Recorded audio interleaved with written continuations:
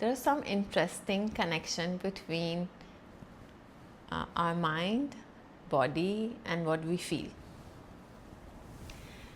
Our body basically is a messenger of the soul. It will exactly tell us what's happening right and what's going wrong. Now, today I really want to speak about the largest organ in our body. Any guesses? Yeah, I'm talking about the skin. On a daily basis, we lose 1.5 million skin cells and they become dust.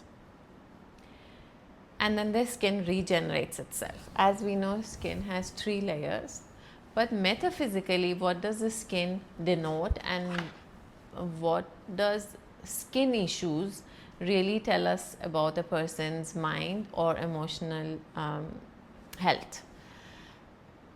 Now, skin is not only the layer that covers our entire body. It's a protective layer for all our organs and muscles and bones, but it is also metaphysically a protective layer which does not allow a lot of energies which do not belong us or what belong to us, or what we call foreign energies, to reach us.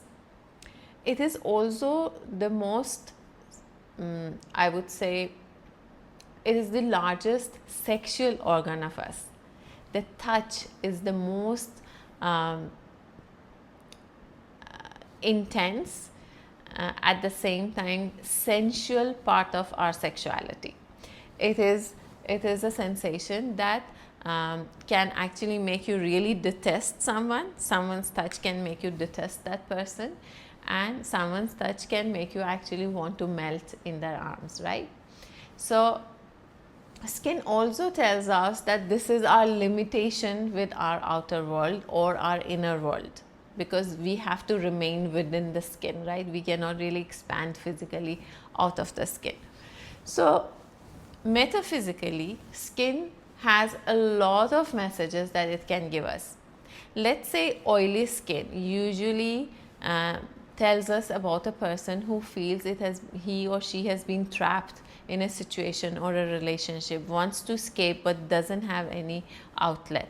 People with, of course we have different kind of acne, but people with acne, especially on cheeks or face, the skin is trying to tell us there is a lot of irritation and frustration. If it is on the cheeks, then it also has a lot of anger.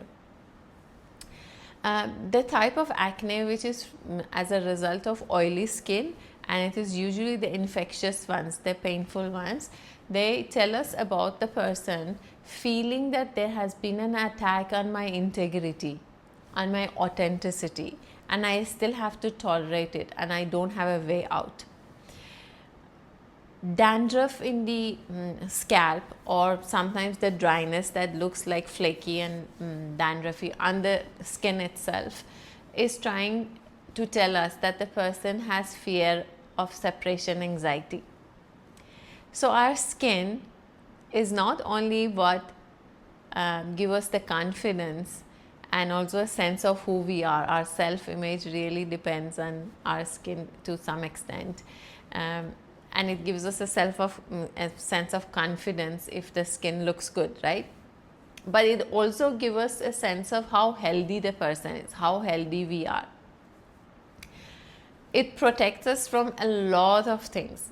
A lot of people feel shiver on their skin, or the hair stands. So the skin or the body is trying to give a message that this place or this situation is either too good for you or is not at all good for you. It depends on how you feel it. Now, how do we metaphysically take care of our skin? Because using creams and those products, that's really 20% of the work.